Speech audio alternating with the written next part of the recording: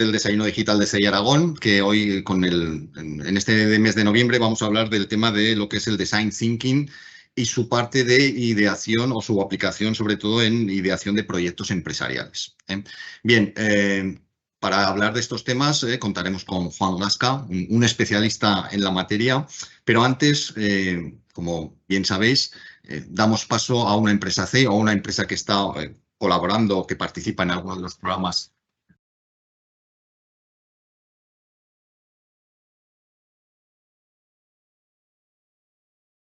Oye, Jesús, puedes continuar, te estamos escuchando. es que me sale doble. Te vemos bien, ¿eh? Continúa, que te vemos Continúo. perfectamente, por Vale, favor. sí. Gracias. Bien. Parece que tenemos un problema técnico, me estaba escuchando, no sé si tenéis tengo doble retorno, ¿no? ¿Todo bien? Vale, de acuerdo. Bien, antes que nada, soy Jesús López, gerente de proyectos en CEI Aragón y quiero excusar la presencia de Celia García, nuestra directora, que no puede asistir al evento, ¿no? Bien, como digo, vamos a escuchar a Ismael Longas, de la empresa Plain Brain, y nos va a explicar un poco su proyecto empresarial relacionado con una nueva metodología para lo que es explicar, estudiar idiomas, ¿no? Ismael, cuando quieras, por favor. Venga, fenomenal. Os comparto un segundín la pantalla. ¿Vale? ¿Veis la pantalla? ¿Sí? ¿Veis mi pantalla? Hacedme así Sí, si la veis. vemos. Vale, Gracias. ok. Vale, os cuento, pues, ¿de qué va mi proyecto? Pues todos sabemos lo importantes que son los idiomas y más aún hoy en día que está todo tan globalizado y todos sabemos lo que nos cuesta, lo que nos ha costado siempre y lo que suele costar aprender idiomas, que es un montón. Entonces, ¿de qué va mi proyecto? Pues simplemente de aprender idiomas en un mes, que es algo que suena imposible y es normal. ¿Y por qué suena imposible? Pero no lo es. ¿Pero por qué suena imposible? Porque está la situación actual, esto de donde partimos, que los españoles necesitan una media de 900 horas para aprender un idioma, o que estudiar inglés, por ejemplo, cuesta más de 600 euros al año. Bueno, básicamente que somos bastante malos en general en aprender idiomas. O en febrero salió esta noticia de que estamos a la cola de Europa en idiomas, sobre todo en inglés, que hablamos solo el 22% de la gente habla inglés. Pero en general de idiomas y en aprendizaje estamos siempre a la cola de Europa. Entonces, ¿cuáles son las principales dificultades que nos encontramos para aprender un idioma? Pues bueno, que requiere de dinero, de tiempo y de energía, sobre todo, ¿vale? ¿Qué es lo que pasa? Dinero, pues bueno, el dinero puede volver, pero el tiempo y la energía no vuelven. Sobre todo el tiempo no vuelve nunca y es súper importante. Y otra cosa que tenemos a día de hoy es que estamos en la era de la inmediatez. Pedimos un paquete y nos llega mañana. O un viaje lo tenemos que hacer en 2 horas en vez de en muchísimas que tardábamos antes. No tiene un sentido que sigamos estudiando como antes, tardando años en aprender, en poder tener conversaciones a nivel alto en un idioma. Entonces, ¿cuál es la solución? Pues ya lo decía Albert Einstein, nunca se puede resolver un problema desde el mismo nivel de conciencia con el que fue creado. Pues tenemos un sistema educativo que fue creado para enseñar idiomas y para enseñar muchas cosas, pero que no es la solución más eficiente, aunque no está mal, no es la solución más eficiente que existe.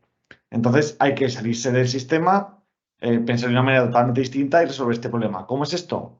Pues bueno, con el método Plan Brain. ¿En qué se basa este método? Lo primero, el desarrollo personal, potenciar a las personas al máximo para que aumente su confianza y de esta manera sus posibilidades de aprender inglés, aumentando su confianza, motivación, compromiso, porque de esta manera aumentaremos muchísimo las probabilidades de aprender, bueno, inglés o cualquier otro idioma, eso es lo primero y después usar las mejores técnicas de memorización y aprendizaje del mundo. Existen muchísimas cosas que la educación tradicional no nos ha contado, pero lo que usamos en clase son los trucos mentales que enseñan todos los campeones en memoria y la gente que más sabe de memoria, que hay muchísimos estudios sobre esto, pero que parece que no han traspasado hasta el conocimiento de la gente normal. ¿Cuál es nuestro público objetivo? Normalmente, pues gente de empresas o empresas, trabajadores de entre 30 y 60 años que quieren mejorar su currículum vitae o su puesto, adultos de entre 50 y 70 años prácticamente por hobby, por viajar o porque el idioma es una espinita que tienen clavada, y personas con necesidad de titulación que también se requiere para ser funcionario, para universidad, para todo. ¿Cuál es el modelo de negocio? Bueno, al final, ¿qué es lo que hacemos? Grupos de entre 10 y 20 personas, porque el método lo permite. El método permite que cuanta más gente haya en el grupo, mejor. De momento estamos trabajando presencial aquí en Zaragoza y dando opción a que sea también híbrido, porque ha habido gente que ha venido de otras partes de España a aprender o incluso de Estados Unidos a aprender, pero presencial de momento. Estamos haciendo pruebas de online, pero bueno, entonces una clase con un formador, simplemente 10, 20 personas, depende del grupo. Que siguen el método a rajatabla. Y así de fácil es, sabiendo el formador cómo hacerlo. Y los últimos días sí que viene una persona por cada alumno para hablar en inglés. Los últimos 2 días del curso se lo pasan hablando en inglés a nivel medio o medio alto, depende de la persona, o medio bajo, depende de la persona también, las últimas horas. ¿Qué es lo que hemos hecho hasta ahora? Inglés, francés y alemán. Sobre todo nos hemos centrado en inglés con 20 días, 2 horas al día. Estos son algunos de nuestros éxitos, que en este año que hemos empezado tenemos más de 100 alumnos satisfechos, más de 10 apariciones en prensa orgánica, de manera orgánica hasta el día de hoy, y más que esperamos tener, porque esto de verdad merece la pena.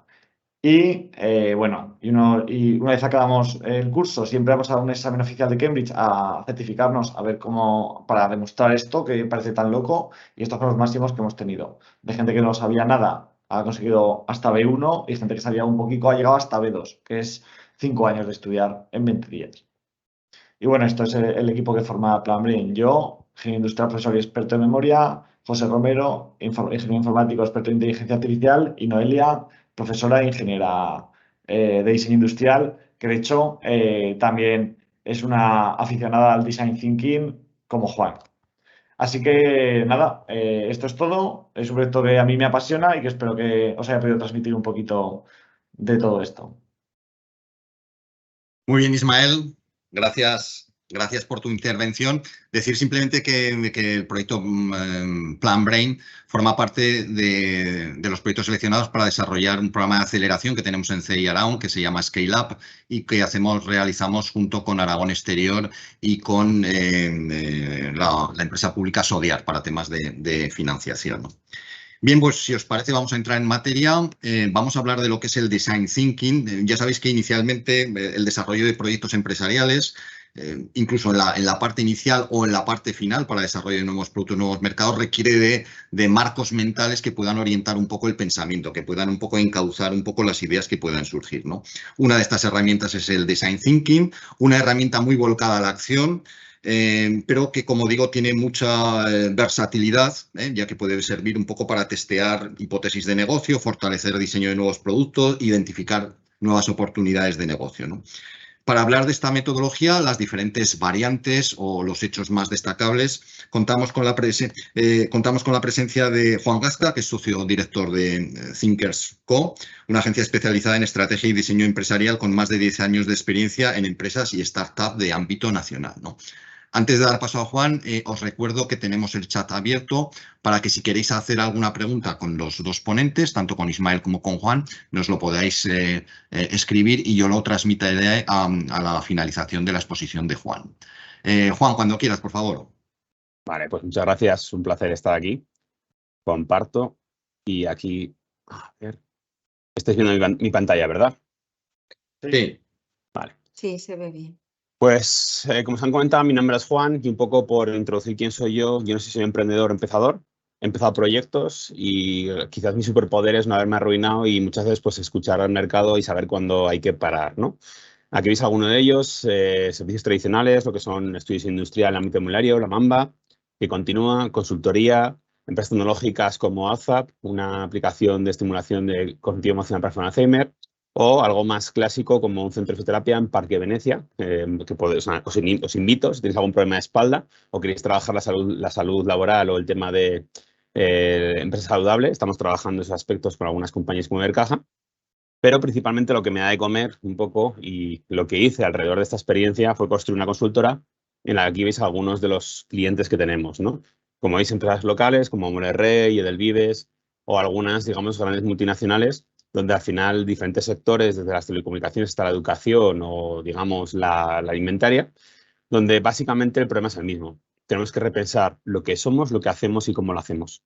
y no tenemos muchas veces armas para ello. Alineado con lo que decía un poco Ismael, necesitamos cambiar y un poco es parte de lo que voy a comenzar, ¿no? Daros un poco el contexto porque más allá de, digamos, entender qué es el design thinking, que es relativamente sencillo, lo importante es entender el por qué y para qué y entender las compañías siendo un poco conscientes más de qué está ocurriendo.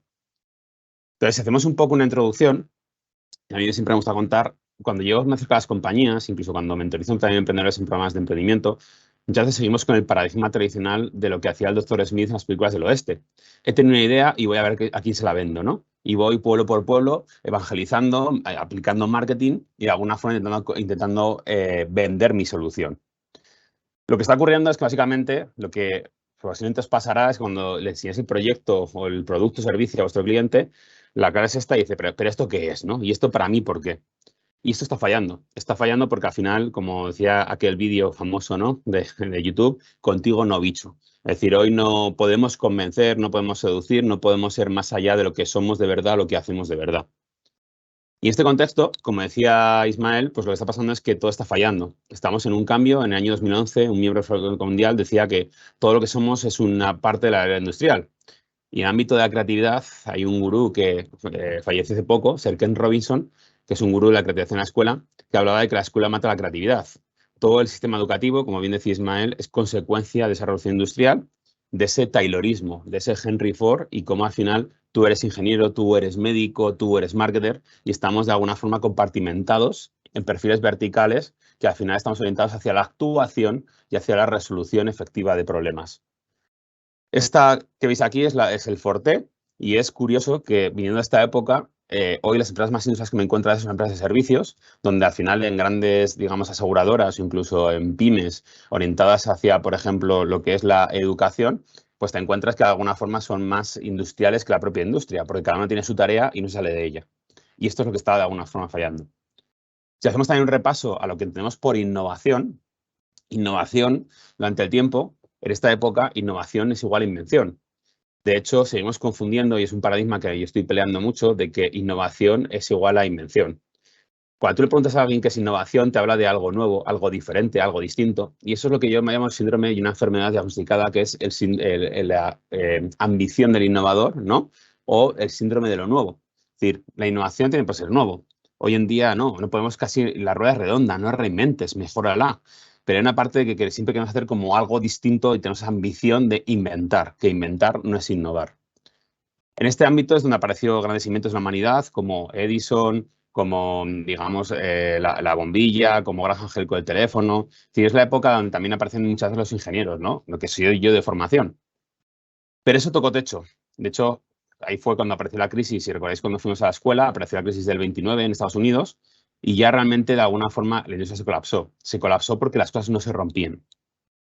¿Qué acontecía ahí? Pues el gobierno americano hizo un decreto de ley para fomentar el consumo que no funcionó, pero nuestro amigo, digamos, las empresas y el ámbito industrial y de los negocios se inventó el marketing. Donde el paradigma lo tenemos en Coca-Cola, porque Coca-Cola no es agua sucia, es la chispa de la vida, es felicidad. Es decir, es esa época donde los marketings han funcionado y donde realmente había una parte en la que la innovación, una vez que estábamos colapsados y estábamos ya en esa parte de que teníamos el producto ya bien desarrollado, apareció la segmentación, que la segmentación se basaba en variables de mercado, donde según lo que gastas o según lo que tienes es lo que puedes gastar, y con ello lo que hacía era un poco un posicionamiento. Ese coche pasó de ser un automóvil a tener el automóvil urbano, el automóvil de monte, el familiar, es decir, esos elementos que de alguna forma vamos haciendo adaptaciones hacia un entorno de alguna forma más cualitativo, pero basado en un paradigma de lo que seguía siendo el valor de coste y orientado un poco hacia ciertos criterios. Aquí es cuando el marketing nos dijo que el usuario no sabe qué quiere y que nosotros podemos crear y desarrollar necesidades. Somos casi semidioses. Si tu cliente no sabe lo que quiere, tú dáselo y empújalo, porque al final él no lo sabe, pero tú sí, mejor que él, y entonces podrás hacérselo ver.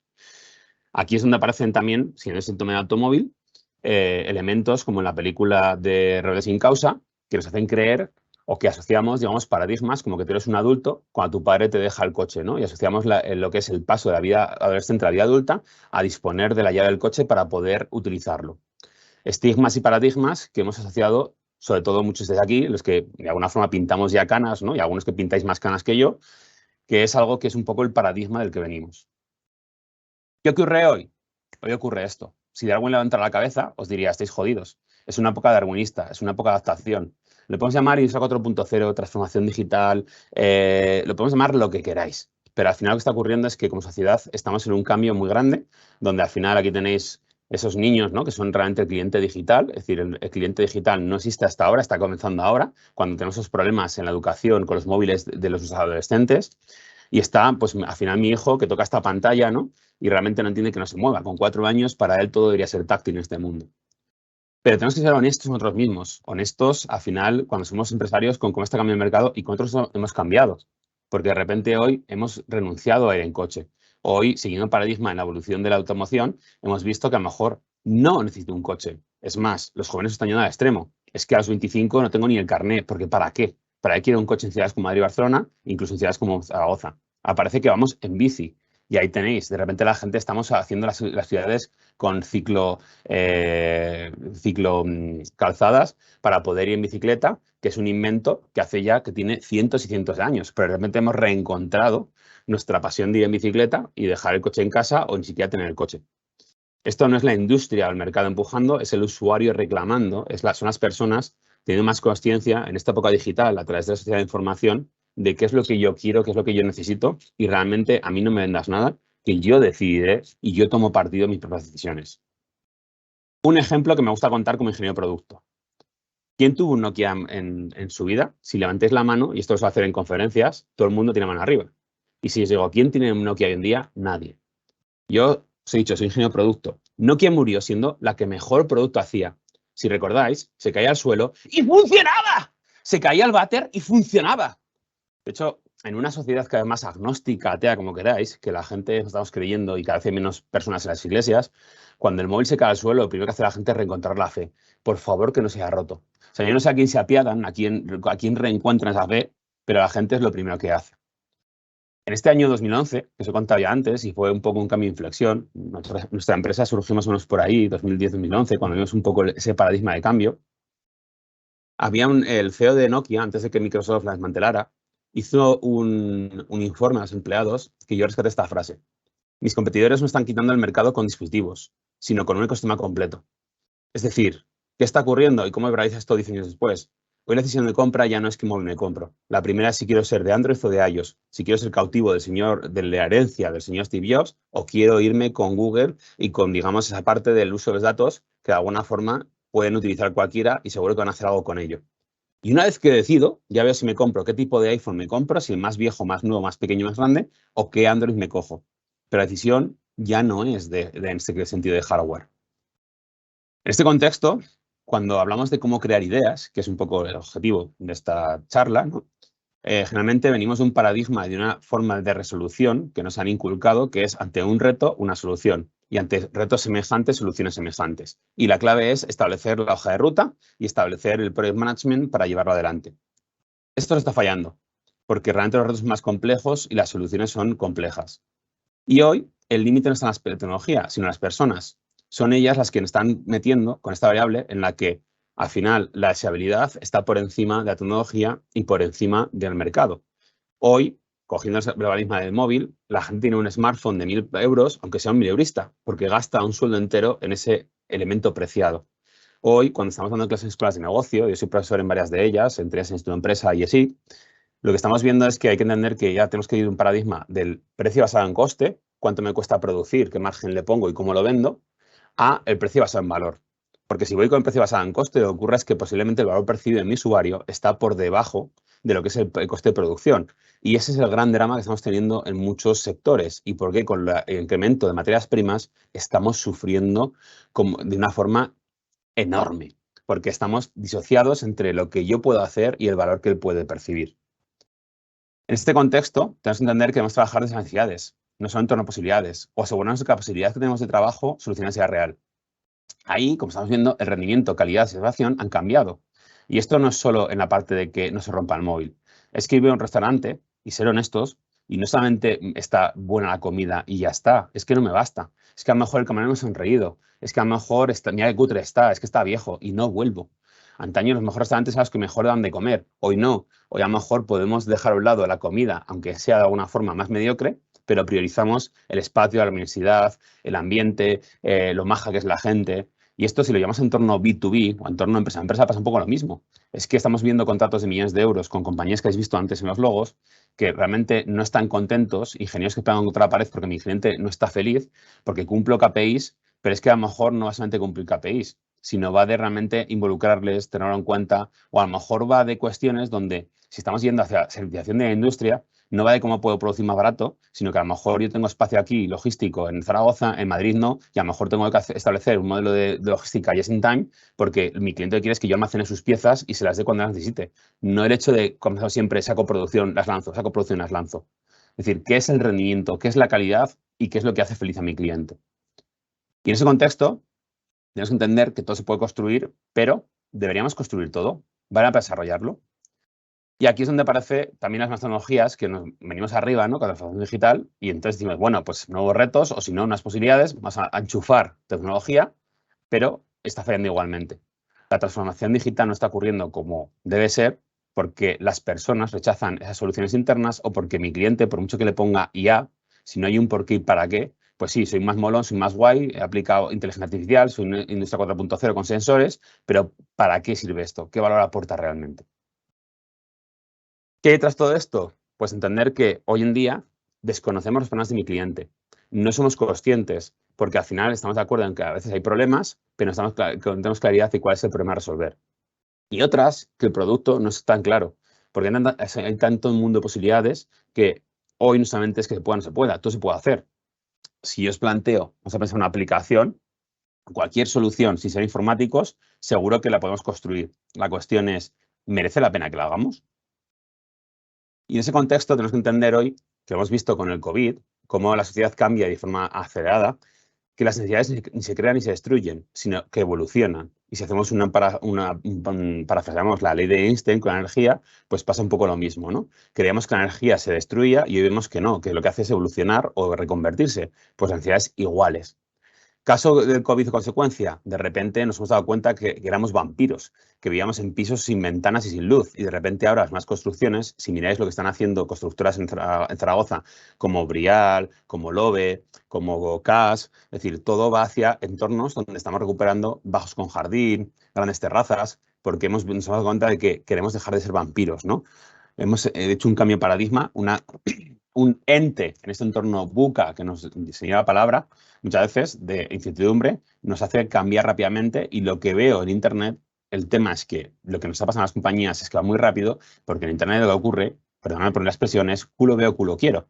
Y lo que ocurre en Estados Unidos cada vez más llega rápido y en la reflexión cada vez más llega rápido y ese es el problema, esa es la velocidad que estamos entrando, que es un auténtico caos. ¿Y eso cómo aterrizamos? Porque dices, vale, Juan, está muy guay, pero explícame esto. Pues seamos honestos, tenemos un producto muy valenciano o muy español, como es la naranja valenciana, en la que aquí podemos ver el Product Roadmap y cómo pasamos de producción a distribución, que podemos aplicar a cualquier industria, a cualquier tipo, incluso más tecnológica posible, pero nos sirve como un referente o metáfora. ¿Qué está ocurriendo hoy en día? Que al final el mercado está loco. De repente ahora en el sur de España, en Murcia, hay grandes plantaciones de mango. Y el mango, cuando yo era niño, me acuerdo que era algo que no existía casi, y de repente el mango está en todos lados. De repente han bajado un poco los costes de distribución y tenemos piña, kiwi, papaya, frutas tropicales a todas horas aquí. Entonces, en ese contexto diréis, bueno, ¿yo qué hago como empresa? Pues hay muchas opciones, pero también saltando un poco del cambio de paradigma.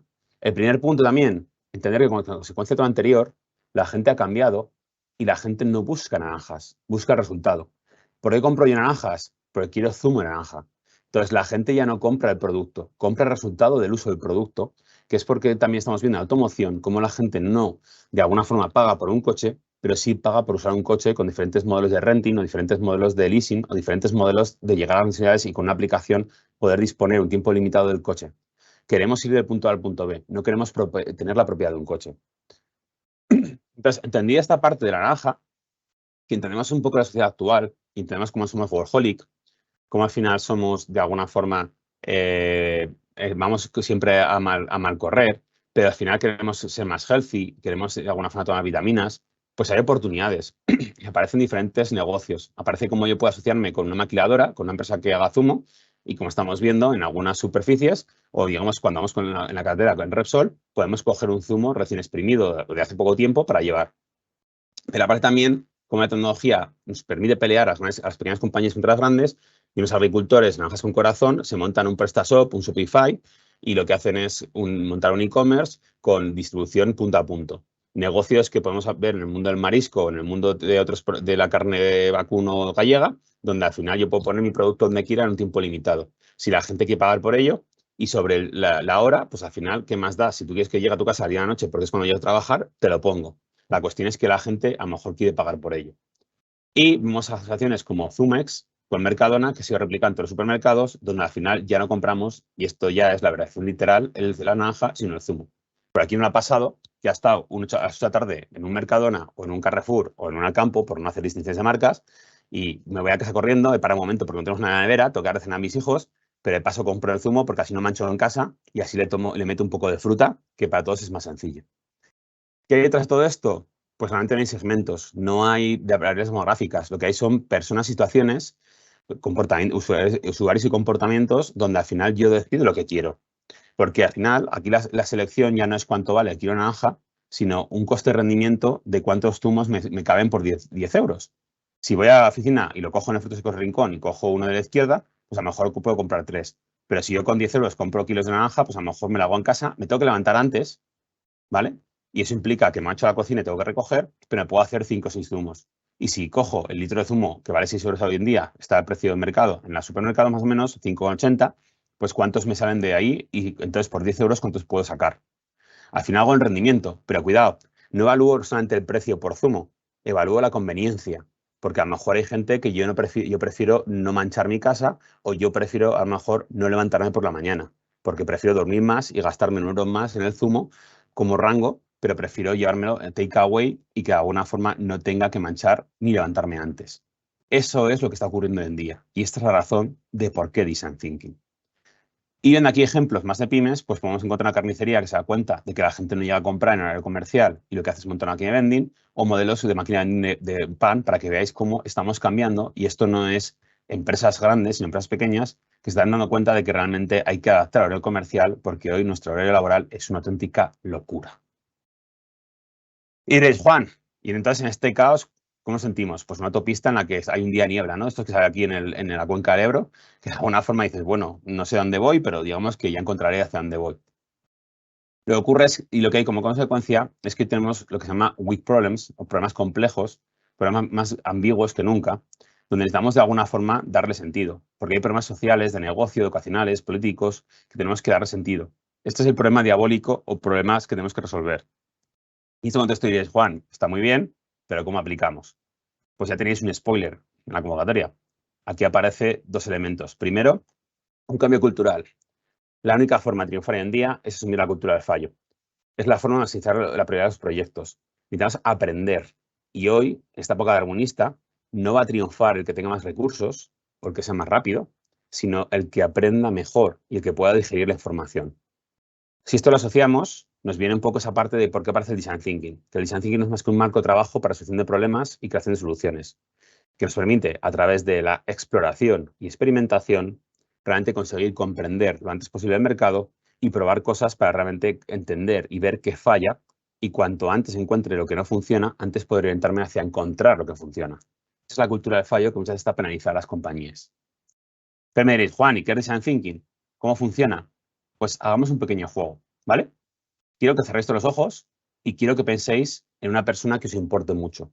Una persona que realmente queráis, vuestro hijo, vuestra pareja, vuestro hermano, vuestra hermana.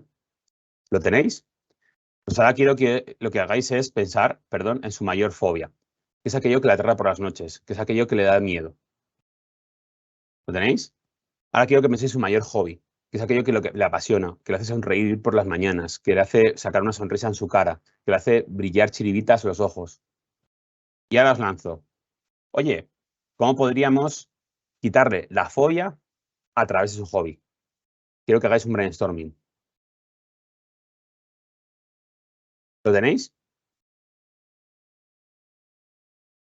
¿Qué ha ocurrido? Lo que os he pedido, lo que ha ocurrido es que básicamente acabáis de sufrir un proceso de Design Thinking. Esta es la forma natural de pensar y es básicamente lo que estamos haciendo muchas veces con Design Thinking, que es reprogramar a las personas. Lo que hemos hecho ha sido coger una primera persona, no todo el mundo, dejemos ya el modelo mainstream, he cogido a mi hijo, a mi pareja, he visto sus pains o sus dolores, aquello que le molesta, aquello que le duele, sus necesidades, y he intentado asociarlo con sus gains, aquello que aspira y aquello que funciona y que le hace sonreír. Y con ello hemos intentado hacer una ideación. Pero a veces no encontramos soluciones. Cuidado, el design thinking no es la panacea. El design thinking es una forma correcta, de forma organizada, de intentar resolver los problemas. Pero a veces hay problemas que no podemos solucionar. Y ya está. Y esto que se ha hecho hacer, lo que estamos haciendo como padres todos los días. Porque mi hijo tiene miedo a las arañas y el miedo a las arañas es irracional. Y yo puedo intentar entender ese miedo, cómo darle solución o cómo mitigarlo. Cuidado, porque a veces queremos solucionarlo y es imposible, pero si podemos mitigar, reducir, hacer entender, y hago lo que puedo como padre para hacerlo. ¿Pero qué faltaría aquí en esta parte? Pues cuando tengo ideas, ¿de qué va la cosa? Pues de probar y testear. Es decir, tengo ideas, pero al final hasta que no lo pruebas no sabes si funcionará o no funcionará. Como padres lo que hacemos, mi hijo tiene miedo, he pensado que podría hacer esto y lo que hago es probarlo. Y si no funciona, pues ya sé que no funciona, estoy más cerca de encontrar otra cosa que funcione. Y a veces, de nuevo, sin ser panacea, a lo mejor no podemos solucionarlo. Lo que nos provee el Design Thinking es una herramienta en la que las compañías lo que ocurre es el síndrome del pasillo, en la que todo el mundo se queja, todo el mundo habla de esos problemas que tenemos con los clientes, pero no establecemos un proceso estructurado y mentalmente, consecuentemente, para poder dar solución. Por ello también, aparte de que es la forma natural de pensar, el problema que tenemos también es el sesgo individual, porque lo que yo creo ya no importa, importa lo que es el equipo, y en los retos actuales tenemos que juntar diferentes disciplinas y romper la cultura del silo. El Design Thinking nos da esa herramienta, esa metodología para conceptualizar conjuntamente en fases iniciales un proyecto. ¿Y cómo aplica esto al mundo, a la realidad? Pues veamos, por ejemplo, el sector de experiencia del paciente. Aquí estamos viendo cómo aplica esto. Máquinas como esta de Siemens, que al final ya no pueden mejorar, pero el valor ya no está en que puedan mejorar y hacer mejor como ingeniero, sino en entender al usuario. ¿Quién ha sufrido esta máquina? Dura, ¿verdad? ¿Y un niño? Pero un niño, ¿qué puede pensar aquí? Un niño, al final, aquí tenéis la parte de fobia, miedo, ¿no? Esto es una cueva oscura. ¿Qué es lo que más le gusta a un niño? Jugar. Si esto lo mezclo, aquí aparece un ejemplo de Design Thinking, donde por qué no hacemos, de alguna forma, las cosas más sencillas para el usuario. Aquí aparece como ya no es una cueva oscura, es una cueva del tesoro, y esta es la base y la praxis que estoy viendo en estudiantes como el Miguel Servet, donde al final nosotros tenemos el placer de trabajar con grandes farmas y estudiantes de toda España, en hacer entender que al final los niños son niños y tienen que jugar. Un adulto puede entender que está enfermo, un niño no. Entonces, hagámoslo más sencillo. Y aquí veis una aplicación práctica de esa parte de fobia y esa parte de hobby. Él quiere jugar, él tiene una fobia, también nos permite el Design Thinking a veces establecer palancas de cómo mejorar productos existentes llevando a un objetivo que tenga incluso impacto de negocio. Porque ¿cuál es el problema de que alguien se mueva en esta prueba? Que al final hay que repetirla. Porque esto es como si fuera una gran foto que por mucho tenga el iPhone de última generación, si alguien se mueve, esa foto sale mal. ¿Qué ocurre si se mueve el niño que está nervioso? Que hay que repetir la prueba, generamos más cola y espera detrás, el médico se frustra. Es decir, no solamente es un tema de experiencia en el sentido de hacer más feliz al usuario, sino también un tema de KPIs y de cómo impactamos en nuestro negocio porque hacemos procesos más eficientes, tocando la clave de que ya no es que la foto sea mejor, sino que la gente esté tranquila. Es decir, hay que cambiar el foco hacia las personas. Y si otro ejemplo, la quimioterapia, encontramos que explica a un niño qué es la quimio. ¿Qué es lo siguiente que le gusta a un niño? Pues Marvel. Pues aquí tenéis otro ejemplo de Design Thinking, donde si yo mezclo los códigos que él entiende, y también nos sirve muchas veces el Design Thinking, que no hay que vender y convencer, sino muchas veces hacer entender y apalancarnos en lo que él entiende, pues al final ya no es darle una droga, algo que no entiende por qué está él, sino él entiende que está enfermo, pues le damos esa super fórmula que con impresión 3D un estudio de Brasil propuso y obtuvo grandes impactos al respecto. Entonces, ¿en qué se basa? Pues se basa en que se trata de empatizar y entender a los usuarios, así como sus contextos, ponernos en su piel y conocer las necesidades a resolver. Y esto implica unas soft skills que no tenemos las compañías porque no somos empáticos como compañía ni como personas. Las hemos dejado de lado por la eficiencia de operatividad. Y la eficiencia de operatividad nos ha hecho muchas veces dejar a las personas al lado, porque el proceso y su función es más importante que realmente quien lo usa y quien lo sufre. Pero diréis, vale, Juan, está muy guay, pero ¿qué es Design Thinking? Pues hay dos escuelas. La primera es Stanford, que lo que hemos visto lo define de una forma estructurada en 5 pasos. Empatizar, definir, idear, prototipar y testear. ¿Qué habéis hecho con la parte que os hecho del ejercicio de vuestra familiar o vuestra persona querida? Empatizar con él. De a ello, definir un poco unos elementos, qué fobia y qué hobby elijo, con ello idear y faltaría prototipar y testear. ¿Cuál es el problema del ejercicio? Pues que habéis cogido un ser querido. Si ahora cogemos a nuestro cliente, la pregunta es, ¿le conocemos para poder empatizar? No. Tenemos que generar conversaciones. Pero es que es más complicado, porque, y nuestro no cliente, porque si quiero trabajar y quiero crecer en este mundo actual, tengo que asociarme o acercarme a esos no clientes. Problemas tendrían muchas compañías de tener que rejuvenecer su base de clientes. ¿Y qué quieren de mí? ¿Qué quieren los millennials? ¿Qué quiere la gente de generación Z? No tenemos ni idea. Pues habrá que ir a hablar con ellos y habrá que hacer empatía, por mucho que nos cueste, por mucho que somos mayores, por mucho que somos sus padres, muchas veces es ese gap el que tenemos de padre e hijos de que no nos comprendemos. Pues hay que hacer ejercicio, porque si no nos comprendemos estamos realmente fastidiados. Y la segunda escuela, que es la que yo soy más forofo, aunque son complementarias y al final dicen lo mismo, ¿vale? Se pueden poner uno encima de los dos procesos, es en el año 2005, el mayor organismo sin Reino Unido hizo un estudio de cómo Procter & Gamble, Microsoft, desarrollaba productos innovadores y encontró 4 fases: descubrir, definir, desarrollar y entregar. ¿Por qué doble rombo? ¿Por qué esta figura? Por algo que habéis oído hablar en muchos cursos de creatividad, que es tenemos que asociar pensamiento divergente y pensamiento convergente. ¿Qué es un diseñador? Pues una persona que cuando encarga una silla, primero se hace ideas felices de que es una silla, como podría ser, al final llega a un punto en el que ya define el brief y con ella hace ideación, brainstorming, opciones y al final termina haciendo algo que por eso estáis sentados hoy en una silla conveniente y cómoda para esta sesión. El primer rombo se basa en las necesidades humanas, sociología, teoría Gestalt, etnografía, es decir, conocer a las personas que queremos ayudar, y con ello el segundo en las soluciones. Y cómo esa prueba y error, esa experimentación nos ayuda a poder triunfar. El primer rombo es la exploración del cliente o el usuario, entender qué quiere él y cómo yo puedo hacerle feliz. Y la segunda parte es la experimentación, prueba y error, hasta encontrar el encaje entre el problem solution fit o encaje problema solución. Si yo tengo ese encaje problema solución, ya veré cómo integro mi modelo de negocio o ya veré si necesito hacer un modelo de negocio nuevo. Pero la primera clave es qué puedo hacer yo valor para ellos, y para eso no importa lo que yo pueda hacer, sino ellos qué esperan de mí, ellos qué esperan del mundo y cómo yo me puedo adaptar a ello. En base a ello, para que podáis profundizar, en otros años 2014 creamos un poco nuestro modelo, le dimos un naming diferente: mapear, más sensación, explorar, construir, testear. Y os invito, si queréis, a escribir nuestro libro, Momento Pequeño Spam, ¿vale? Un libro que lanzamos en el año 2014, con más de 10.000 copias vendidas en España y Latinoamérica, donde al final exponemos 80 herramientas para construir tus ideas. Porque este es un poco el framework o modelo metodológico, pero para poder aplicarlo, pues tenemos diferentes herramientas o diferentes instrumentos para poder generar esa empatía o para poder generar experimentos. Y, por daros un poco más visión, tenéis aquí un par de libros que yo recomiendo, sobre todo del centro orientado hacia pymes, donde ya son procedimientos de actuación que de alguna forma despliegan esta metodología para hacerlo un poco más, digamos, práctico en vuestro día a día. Así que si queréis de alguna forma profundizar, os invito a descubrir estos libros, donde veréis herramientas concretas, que es lo que os comentaba, que nos llevan a poder aplicar Design Thinking de forma consecuente.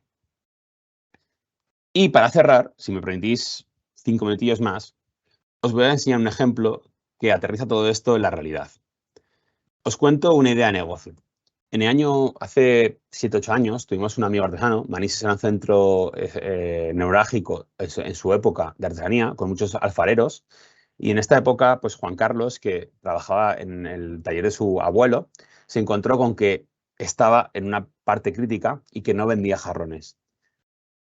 En ese punto nos pidió ayuda y nosotros, un poco como innovadores y como a veces un poco instigadores y a veces también como motivados, dijimos: venga, Juan Carlos, vamos a ver qué se puede hacer en tu sector.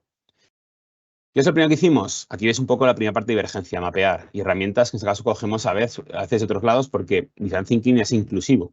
Utilizamos los 5 whys, que algunos son ahora de Lean Manufacturing, que es, vamos a ver la raíz del problema. Juan Carlos, ¿por qué no vendes jarrones? Es decir, al final, los 5 whys, ¿qué es? Volver a ser niño. Mamá, ¿por qué? Aplicamos la primera respuesta, un siguiente por qué. Aquí nos damos cuenta que no era un problema de venta de jarrones. A veces verbalizamos mal y por eso enfocamos mal los proyectos. Era un problema de que realmente la gente no entendía, o la gente estaba disociada, o la gente estaba muy lejos de la artesanía porque lo veía como algo casposo y tradicional. A su vez, hicimos un diagnóstico de industria, Porter, y vimos que estaba bastante complicado, porque como en la artesanía, lo que es aquí la foto de izquierda, era muy tradicional, feria medieval, y sin embargo tenías por un lado IKEA o la gran superficie con su low cost, y por otro, las impresoras 3D con impresoras que imprimen en cerámica y te pueden hacer jarrones con agujeros o formas que son paradigmas que no se pueden hacer en un alfarero. Porque un alfarero es lo que habéis visto en la película de Ghost. Es un trozo de barro que yo voy subiendo con el dedo hasta conseguir hacer mi jarrón.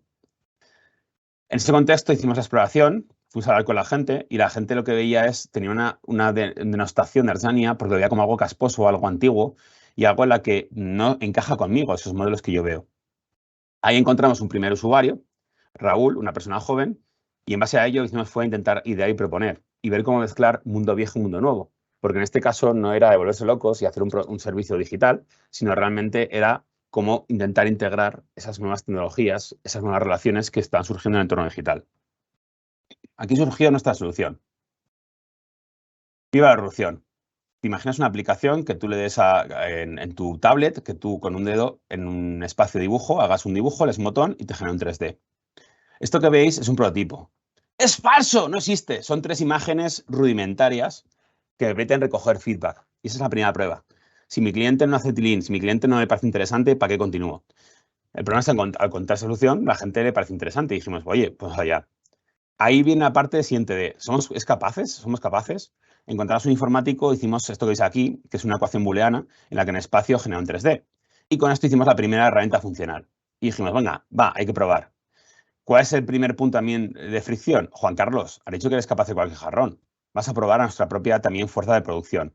Hicimos piezas de cualquier índole, hicimos el loco con el dedo en ese tablet y lo que hicimos fue decirle, Juan Carlos, ahora lo cascas y lo desarrollas. ¿Qué ocurrió? Pues que lo que hicimos fue jarrones que nunca encontrarás en una línea de supermercado, en un lineal de IKEA, sino jarrones que, ¿quién decide que es bonito y que es feo? Al final es una pieza diseñada por ti, ejecutada por nuestro artesano. Es decir, una modificación y una estructuración diferente del valor. La gente no quiere comprar un jarrón, la gente quiere ser parte del jarrón. En este caso, hace 8 años ya, cultura que está en boca de todos, cultura do it yourself, de participación en la creación del usuario. Con todo ello, lanzamos un poco, hicimos una prueba y nos dimos cuenta que había cosas que fallaban. Y entonces hicimos una evolución hacia DoBase, el cambio de marca, y hacia una aplicación nativa que la podéis ver en este vídeo, en la parte inicial, donde podéis ver cómo realmente aquí esta es la solución que construimos. Esto que veis aquí no es un falsete, esto es una primera versión de aplicación que hicimos con Unity, con la tecnología de desarrollo de videojuegos, donde al final generamos una gamificación y un entorno donde tú podías, de alguna forma, crear tu jarrón, como veis, cuantos jarrones como quieras, visualizarlo en 3 dimensiones y lanzarlo a comprar a ese artesano. Todo ello, este vídeo es cierto largamente. Aquí veis el taller de artesano, cómo va el proceso, ¿vale? Aquí veis la artesanía tradicional, es decir, esto también permite, y como veis estamos hablando de modernizar un negocio tradicional, no va de volvernos locos con nuestra producción. Y todo ello nos lleva a que al final cuando tú terminas, pues aquí veis el jarrón, te llega a casa y lo coges. Este punto, ¿qué ocurrió? Pues este fue un proyecto mascota, ¿no? Fue una cosa que estuvimos haciendo durante un par de años. Y lo que ocurrió fue que nos hemos contado, oye, Juan Carlos, si esto triunfa, ¿tú te podemos clonar? Pero como triunfamos, esto es complicado, ¿no? Y lo que ocurrió es que al final este proyecto y ese aprendizaje nos permitió, o le permitió a él entender que la gente no quiere comprar un jarrón, pero sí quiere vivir experiencias, y que la gente no quiere comprar un jarrón, pero de alguna forma hay una serie de perfiles que quieren construir sus ideas. ¿Qué ocurrió? Que este proyecto al final lo paramos, fue una decisión consensuada, esto fue previo de que Thinker realmente creciera y de alguna forma lo que nos da a día de hoy tanto trabajo, era un proyecto en nuestros orígenes. Lo que ocurrió fue que volcamos todo el conocimiento en hacer algo realmente accionable y cercano a él, porque nuestro objetivo no era hacer una aplicación digital, no era hacer una aplicación para crear jarrones, era ayudar a Juan Carlos a cómo adaptarse a este siglo XXI. Con ello creamos Dumanises y ocurrió 2 cosas. Una, por el camino trasladamos ese aprendizaje, la experiencia, a poder, oye, la gente no paga por un jarrón, pero pagaría por venir a hacer jarrones. Y lo que hicimos fue hacer pilotos y empezar a hacer talleres con niños y talleres con empresas o con particulares. ¿Qué ocurrió? Pues que de repente aparecieron empresas que, como están cansadas de hacer y hemos hecho de todo, paintball, cars, pues de repente hacían team building en el taller, vamos a toda la empresa a hacer jarroncitos y a trabajar la creatividad. De repente apareció lo que es básicamente una empresa de buques o navieras que le propuso meter el catálogo a esto porque es cultura tradicional. Es decir, ese taller del abuelo, que es un activo, junto con la tendencia actual, lo que movió es la gente no quiere pagar 30 o 40 euros por un jarrón porque le parece caro cuando tiene 15 euros en un supermercado o en un centro comercial, pero sí paga 40 o 50 euros por hacer una barbacoa y pasar un rato, una tarde en el taller de artesano o porque mi hijo tenga esa capacidad plástica y visual y trabajemos esos soft skills a través de la artesanía. Pero a su vez, también todo este movimiento generó un desarrollo y una visión donde él se dio cuenta de que su activo no era vender un jarrón o el jarrón, sino su capacidad de producir ideas Y eso nos llevó a que, de alguna forma, pusimos en valor todo lo que ha hecho con algunas personas y atrajo a otras personas como diseñadores, o como veis aquí, que a lo mejor os suena esta persona, gente de primer nivel, como Quique da Costa, donde al final lo que hacen estos creativos es que necesitan también que el plato sea parte del proceso, y como veis aquí lo estáis trabajando en el taller para generar una experiencia, porque a lo mejor íbamos hacia un modelo mainstream con aplicación, que todo el mundo pudiera crear su jarrón, pero sí que genera una línea en la que, trabajando con diseñadores en series limitadas y con, por ejemplo, en este caso, cocineros, pues hay una línea de negocio muy, muy interesante. Esto es Design Thinking aplicado. ¿Cómo aprendemos y cómo aprendizaje lo utilizamos para ir entendiendo nuestra idiosincrasia y poder haciendo oportunidades que tengan valor para nuestra compañía? Conclusiones y reflexiones, y termino ya. Pues tenemos que entender que muchas veces, y aquí lo decía Steve Jobs, cuando yo le dije a mi madre, mamá, quiero ser diseñador, la gente entendía que el diseño es algo bonito, algo chulo, que es la parte gráfica, la parte visual, artística. Hemos asociado diseño a un coche bonito o a una ropa de diseño, cuando el diseño, como decía Steve Jobs, no es cómo parecen y sienten las cosas, sino cómo funcionan. Y tenemos que crear soluciones, negocios que funcionen para nuestros clientes y que creemos relaciones que tengan sentido. En ese contexto hay que entender que el doble rombo que hemos visto no es más que un proceso visualizado, pero la realidad es que hay que hacer diferentes ciclos hasta encontrar la solución. Aquí linka ese weak problem y cómo nos permite un modelo de actuación. Y para entender cómo se ayuda el Design Thinking, hay que entender que el Design Thinking es iterativo, se basa en necesidades de las personas o grupos de interés. Lo podemos aplicar también a temas de, estamos trabajando en proyectos de experiencia de empleado, proyectos de experiencia de cliente, proyectos de rediseño en procesos industriales, de procesos, por ejemplo, de compras, porque al final esto va de quién va a usar la solución y qué le preocupa o cómo la usa. Es ágil en la exploración y fomenta la creatividad, y no se enfoca en la experimentación, el fallo como aprendizaje. Y en resumen, si os puedo dar un aprendizaje, tenemos que entender que la transformación de los negocios hoy en día es la adaptación a los nuevos usuarios, siendo capaces de generar valor para los mismos con propuestas de servicios o productos, así como nuevos modos de relación, experiencia. Y en esa clave es lo que hoy no hemos comprendido. La transformación digital, la industria 4.0, son capacidades nuevas de adopción, pues esas capacidades no se adaptan y no están en relación alineadas con lo que el usuario está reclamando. Los grandes inversiones en tecnología, grandes inversiones digitales que están siendo improductivas, porque la base no está en lo que yo puedo hacer o qué puedo integrar, sino a qué me dirijo, quién es mi cliente y qué puedo hacer por él. Si queréis profundizar, os también a ver nuestro nuevo proyecto. Todos, parte de nuestro conocimiento, estamos creando una escuela de innovación, y aquí tenéis también donde en Ducilda podéis encontrar herramientas y más, digamos, casos y demás. Y cualquier cosa, pues a vuestra disposición. Si te parece, Jesús, damos lugar a las preguntas. Siento haberme ido un poco más allá del tiempo que habíamos pactado y espero que hayáis disfrutado y ha sido de interés. Muy bien.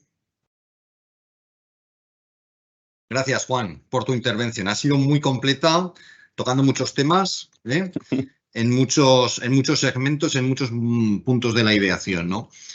Has comentado antes también, hacías comentarios de lo que hacía Ismael, ¿no? Yo creo que es interesante también esta complementariedad, ¿no? Un poco entre el ponente principal, de algún modo, y este proyecto incipiente, que yo creo que también tiene mucha importancia la aplicación, a lo mejor, de estas técnicas, ¿no? Yo tengo aquí varias preguntas, si os parece, os las voy a ir transmitiendo. Descansa un momento, Juan. Vamos a empezar con Ismael.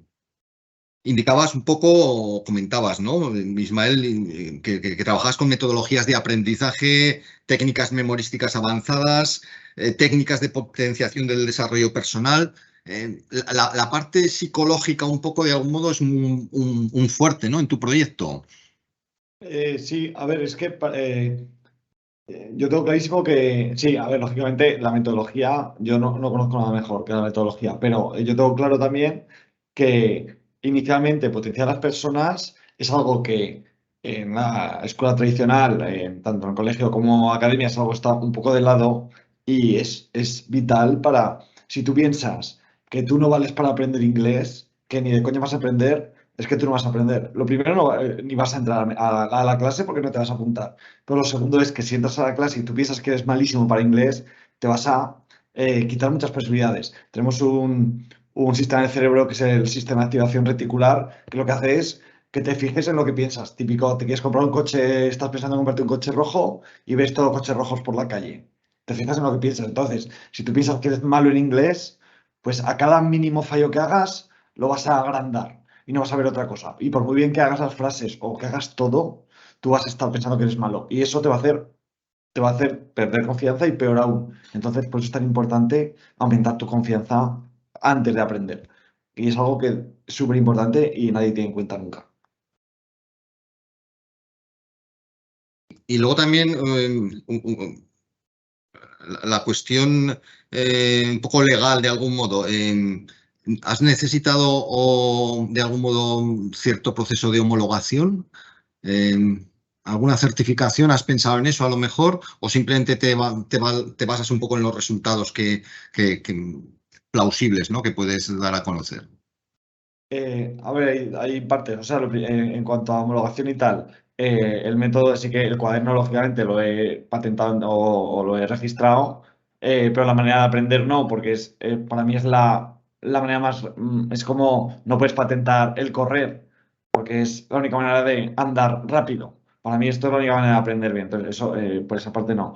Y en cuanto a dar credibilidad al asunto, que entiendo que también va por ahí, sí, una vez acabamos en el precio del curso, incluyo un certificado de Cambridge oficial, para que nos hagan un examen oficial totalmente, que lo hacen con inteligencia artificial, para que tú acabas y sin tener que saber en qué nivel estás, te hagan un examen y te pongan preguntas con inteligencia artificial. Si vas fallando, te las ponen más difíciles, más fáciles, y si aciertas, más difíciles. Entonces, lo que hacemos es que todos los alumnos van a ser certificados y ven qué notas sacan.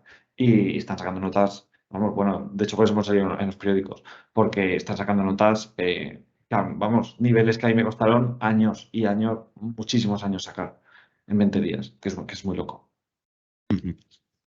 Juan, si te parece, pasamos a ti un par de preguntas. Estamos hablando de una metodología, ¿verdad?, muy orientada a la acción, ¿no?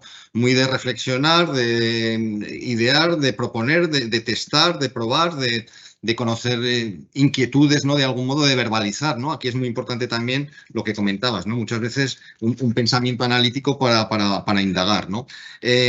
¿Cómo ves tú esta metodología más adecuada para startups, por el tema del nacimiento, que hay mucho eso, o también para empresas ya establecidas que quieran desarrollar nuevas líneas de negocio, nuevos productos, mejorar lo que hay, ¿no? Eso por un lado. Y otra segunda parte,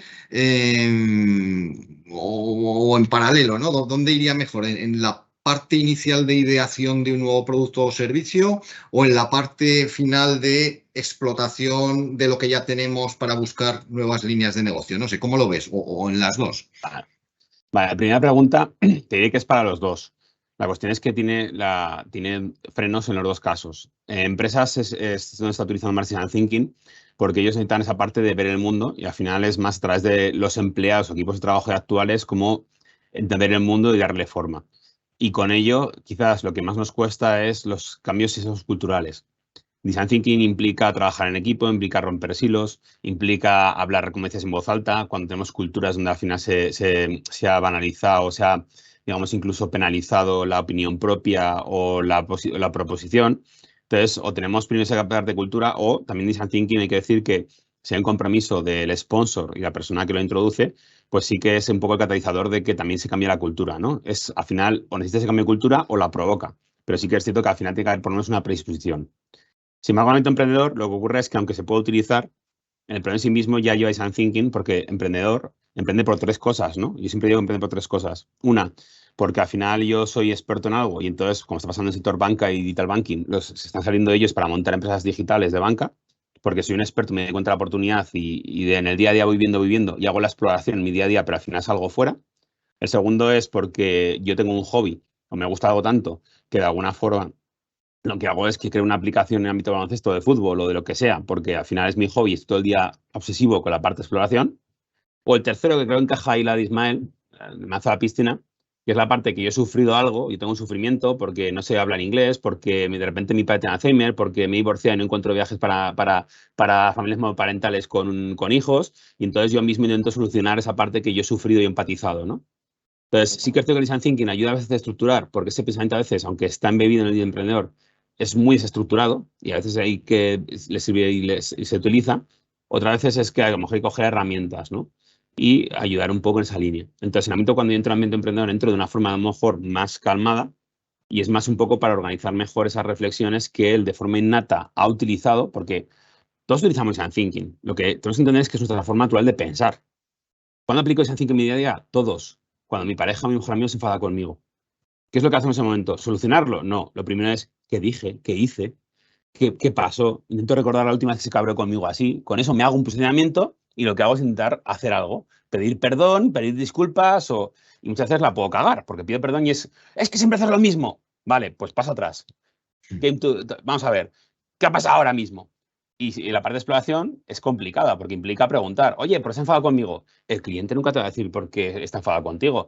Te va a despotricar y tú tendrás que ver qué ha querido decir con esas palabras. Entonces, claro, también en ambos casos hay que decir que hay una falta de consciencia, creo que es una de las dos, de que el emprendedor no es consciente de cómo surge ese proceso.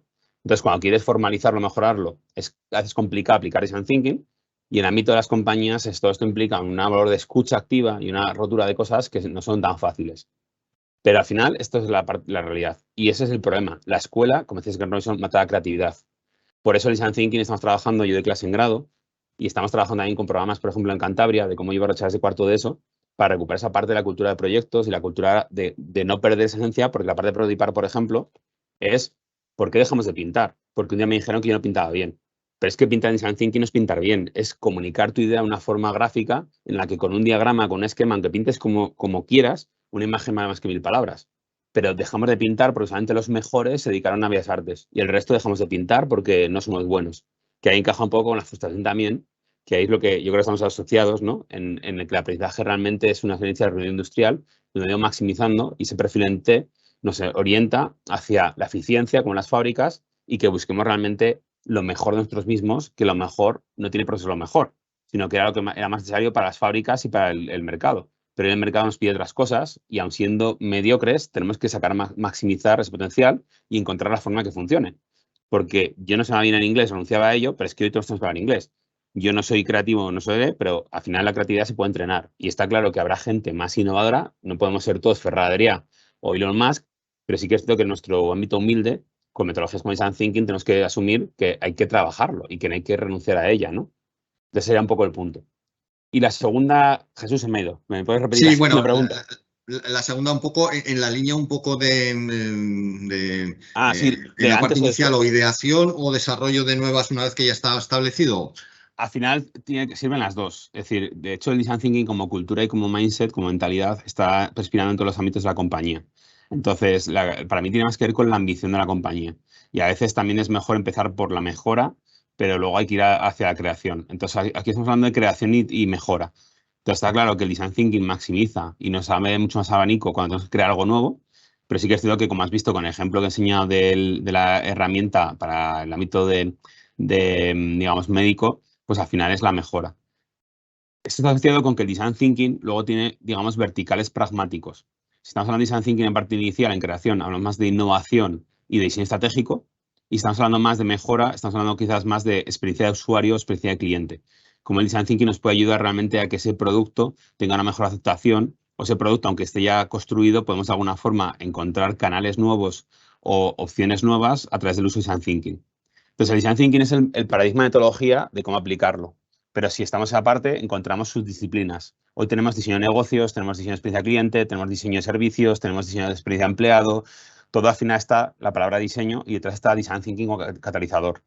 Según la ambición y según donde esté, pues oye, si yo tengo un proyecto from scratch, ¿no? Desde los cimientos, from scratch en inglés es desde cero, desde la ruina, pues puedo aplicarlo y puede ser libre con Design Thinking. Y entonces estamos hablando de estrategia y al final de qué puedo hacer como compañía y qué me pide el mercado.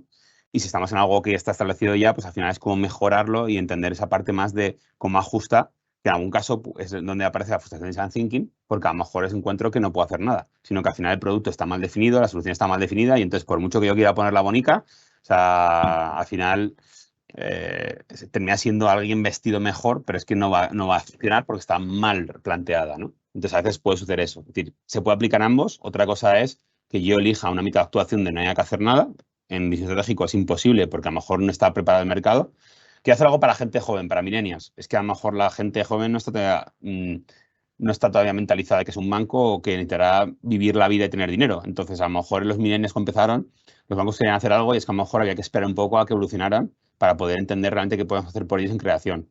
Y a lo mejor a veces pues tenemos algo y es que realmente pues no nos cuenta nada que hacer. Es que realmente está tan mal planteado de inicio, es que hay tanta herencia o al final En el caso que has visto de artesano, pues a lo mejor es que encuentras que es que lo que hace es refundarlo. Es que a lo mejor, yo qué sé, a lo mejor tienes que producir barro para hacer luchas de barro. Es que a lo mejor ya ni siquiera los jarrones es que la gente los ha echado fuera. Entonces, no es que tú no puedas hacer nada, sino que a lo mejor realmente ese producto estaba mal definido o es que realmente el mercado está echando fuera muchas soluciones. Estamos diciendo a cosas que no. Estamos siendo nosotros, por ejemplo, en temas de sostenibilidad, los que estamos empujando fuera soluciones o opciones donde realmente tenemos esa conciencia y la sociedad está diciendo, no, es que esto no lo queremos. Véase el coche de combustión, que no estoy de acuerdo. Bueno, me refiero porque hay veces que también el coche eléctrico no se evalúa el ciclo de vida. Hay una técnica en ingeniería que es cradle to cradle, de la cuna a la cuna, y estamos hablando del coche en consumo, pero se habla de la producción y de que haremos con esas baterías de coches de litio cuando el coche se vaya, porque todo el mundo piensa en el coche utilizándose, pero el postprocesado no piensa en ello, ¿no? Entonces, ahí es un poco donde está, ¿no? Muy bien, Juan, Ismael, yo simplemente me gustaría terminar con una reflexión, Juan, a ver qué te parece, y es que, y lo has nombrado antes, ¿no? Esto también tiene que ver un poco con la cultura dentro de la compañía, ¿no? Y a lo mejor el design thinking, aparte de esas bondades que tiene como herramienta para algo, también puede ser un canalizador para cambiar de cultura. Sí. Luego ya la ampliaremos en algo, pero a lo mejor sí que tiene que ver porque implica eso, una canalización, una reflexión, un replanteamiento, un parar, pero también implica un trabajar en equipo, compartir, en fin, hay cosas ahí que a lo mejor lo utilizaremos para algo, pero el solo hecho de utilizarlo ya puede implicar o puede hacer una mejora en la compañía de cambiar la cultura. No sé, esa es un poco la... ¿qué te parece esta reflexión? Totalmente de acuerdo. Por eso comentaba que a veces también es un catalizador, porque lo que hace falta es que el sponsor, la persona, sí que esté abierta a que la gente participe, a que la gente proponga, y en base a eso, pues, y a que la gente tenga tiempo de pensar, que muchas compañías van hasta antes de ayer, que no hay tiempo. Entonces, para mí, las variables, y como consecuencia de lo que decía Jesús, es que si quiere aplicar design thinking, más allá del impacto, más allá de la consecuencia de que ser conscientes, que va a requerir a personas varias, que van a tener que parar unas cuantas horas para venirse en reuniones, también contra las reuniones que tenemos, y que de alguna forma implicar una forma diferente de trabajar. Si estamos abiertos y vamos a permitir que se genere ese ecosistema o ese espacio temporal, es cuando podemos hablar de design thinking, y el design thinking va a ser lo que nos ayude realmente a aterrizar ese cambio cultural que se quiere hacer muchas veces, porque va a ser ya en sí mismo el transformador y el catalizador, porque implica la aplicación de design thinking justamente aplica este tipo de dinámicas que cada vez hoy son más participativas, son más necesarias que nunca. Hoy no va de yo pienso el producto y tú lo vendes, sino como producto y marketing, producto y comercial tienen que reflexionar juntos. El design thinking es el catalizador, pero hace falta por lo menos tener esa predisposición y desde arriba, desde el sponsor, desde la dirección general, decir, oye, vamos realmente a hacerlo de forma diferente. Y ahí ya empezamos. Y ahí es cuando el design thinking te da por lo menos el contexto para poder arrancar. Muy bien, pues muchas gracias, Ismael Longas, Plan Brain. Felicidades por tu compañía. Juan Gasca, Thinkers Co. Muchas gracias por tu ponencia, por tus ideas. Belén, mi compañera en Sella Aragón, gracias por estar ahí detrás. Y bueno, y a todos ustedes muchas gracias por su atención. Simplemente convocaros ya para el próximo desayuno, que lo haremos en el mes de noviembre, y trabajaremos con temas relativos a la comunicación, la importancia de la comunicación en la empresa, tanto para adentro como para afuera, clientes, inversores y demás, ¿no? Nada más, tendréis los que os habéis apuntado, tendréis a vuestra disposición lo que es el vídeo e información de este evento. Nada más, muchas gracias, que vaya bien.